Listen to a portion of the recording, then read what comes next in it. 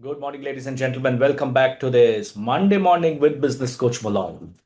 And we are on our Entrepreneurial Essentials series today, episode 29, sub series on finance.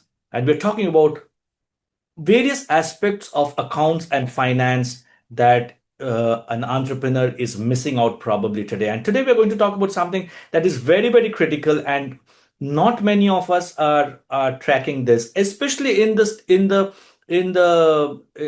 stage of or especially in era of UPI payments where we keep on making payments from our UPI or your credit card and not really know where the expenses are really being incurred on.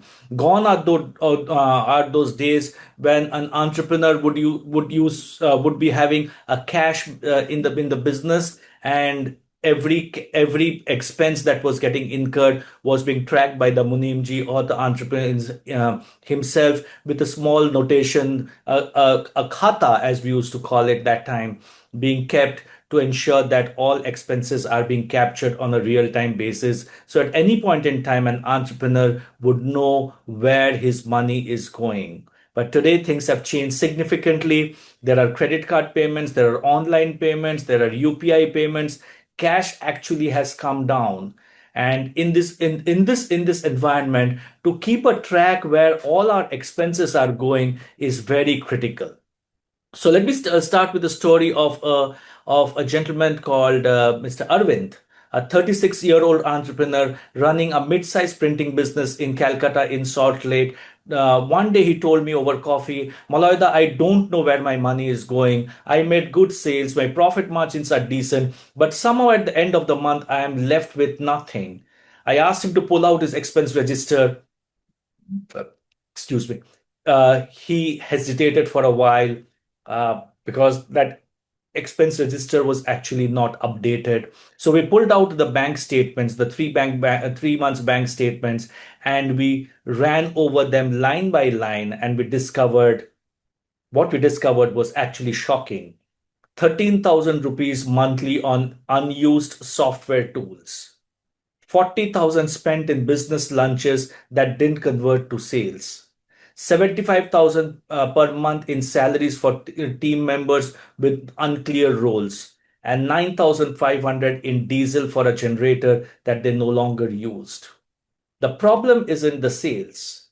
It is the leakage in the system, and in some stages, it's the invisible leakage in the system that is impeding the growth of a business. So the big myth: if I sell more, I will have more cash. This is a myth. This is wrong. Sales doesn't involve finance management. Sales does not solve financial management. They just amplify it. If you have a leaky bucket, pouring more water only creates a bigger mess. Similarly, if your business has spending inefficiencies, growing revenue won't help. It will just hide the real problem. So, what's the real purpose of expense management? Managing expenses isn't about being cheap. Management of expenses isn't about cost cutting. Management of expenses is managing the expenses well. It is about being intentional. Every rupee spent in your business should serve one of these three purposes. One, generate more revenue, increase efficiency, or third, preserve the brand and the customer trust. If your expense does not do any of these, this is a wasteful expenditure. Obviously, you may come back and tell me that there is a fourth set of expenses, which is admin expenses. But this admin expenses that you incur on your team, etc., is to increase the efficiency of the team, right? Giving a good and working environment, having good ACs, etc., is to increase the efficiency of the team. So you need to measure the efficiencies of the team. So what are the common entrepreneurial expense traps that entrepreneurs go through? One is the lifestyle creep. The moment revenue increases, many entrepreneurs upgrade offices, hire more people, buy bigger cars. Arvind had moved to a larger commercial space he didn't need, costing him 65,000 extra in rent and utilities. A team without an ROI, do you know how much revenue each team member is contributing to your business, directly or indirectly? In many cases, when you have a production team, you have a manufacturing team, they will not be directly involved in generating of the revenue, but you can always track ROIs. You can track cost per person. You can track expense per person. You can track how many machines were delivered by an individual. There are multiple measurement tools that you can do. Subscription overload. As a digital agency, I worked. Uh, they had about 14 SaaS tools. Five of them duplicated the same function, and we also, because we are so much on the reels of Facebook and other stuff, we keep on subscribing to multiple things that we probably don't even use. Like today, I'm using Zoom, but can I move that Zoom to something else and save that $14-15 a month? These are these are called as subscription overloads. So go back and check how much do you really need and how much do you truly use.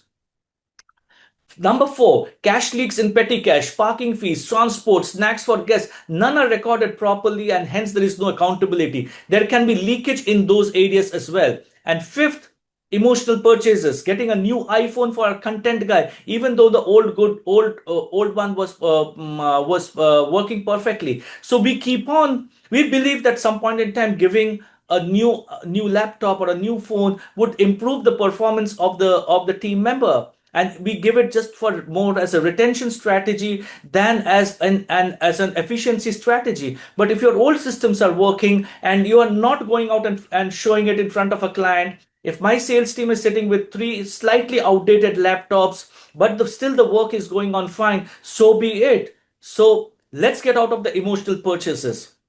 So what's a three-box expense review system that I give to all my clients? Categorize every expense in three boxes. One are growth drivers, ad spends, team training, sales softwares, anything that directly contributes to revenue. Second are operational necessities, rent, salaries, electricity, internet, that you can't do a business without. These are your operational necessities. And third, all are discretionary or leakage. Everything else, gifts, decor, subscription, business class flights, taking a cab when you could have traveled by metro. This is what I keep on telling my Kolkata team. These are all discretionary or leakage system.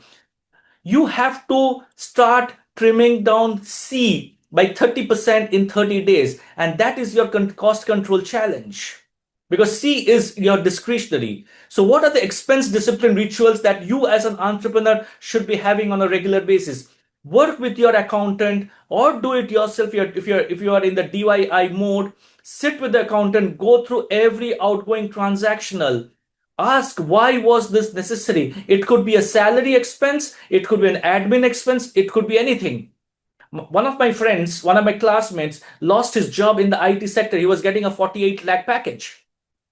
He lost the job because the organization told him that the job that you are doing can be done by somebody at 24-30 lakhs.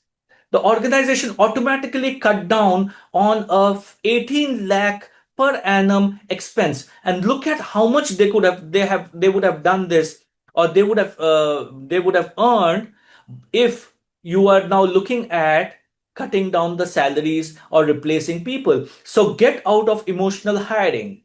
Second, monthly vendor audit. Are you still paying for services you no longer use? Can you negotiate better rates? Third, role-based budgeting. Allocate clear budgets per department or team member. No ad hoc spending. What is the ROI of every department? We did this with one of our clients and we saw that the department ROI was actually negative. Now, it's a conscious call for an entrepreneur to decide whether he will have a negative ROI of a particular team, because it's a strategic input. You may decide to do that, but it should be done consciously. And fourth, no boss privilege spending. Model the behavior you expect from your team. If you say no to wastage, you must live by it. Your action plan, expense management in 7 days. Day one, pull out your last 60-day bank statement. Day two, categorize your every spending into box A, B, or C. Day 3 and 4, identify 3 expenses you can cut or renegotiate. Day 4, meet your accounts person to streamline approvals. 4 and 5. Day 6, create a weekly review time on your calendar. And day 7, and commit, reflect and commit to do much more than that. This is how you can cut down on your expenses, and you'll be shocked. You'll be actually shocked to see how much expenses you're able to cut down by doing these things. Please use an expense tracker. Please, when you have an urge to make a UPI payment or a credit card payment, please have an immediate tracking down mechanism, because you will see for yourself as an entrepreneur how much money is going towards wasteful expenditure and how much money could have been saved. Your expense management is your key to your success for your business. If you are unable to do it, you will continue to increase sales but put the entire money into a leaky bucket. Look at your entire employer portfolio and say, do I really need all these people at this cost that I'm paying? If not, start cutting down. This is a world where you will have an employee hiring opportunity because large organizations are downsizing. So if the employee or if your department is not ROI generating, then either you have to increase the efficiency of the department or cut down your costs. We have no option but to manage our expenses better. We have to run a business which is on no frills. Next week, when we are on this next Monday, we'll talk about profit versus cash flow, understanding the disconnect. Because this is actually what we just spoke about. This is where we get stuck. We are making profit, but where is the money going? I make a 30% EBITDA, but where is the money going? We look at all of them when we talk about in terms of profit versus cash flow. As we end today, I would want you to leave behind with one powerful statement. Money just doesn't disappear. It moves quietly through cracks you stop paying attention to. Let's patch those cracks, not by fear, but by awareness. Thank you so much for being with us. Till next Monday, same place, same time, with one more episode on how to manage cash better. Have a great Monday, great week, and I shall see you on the other side.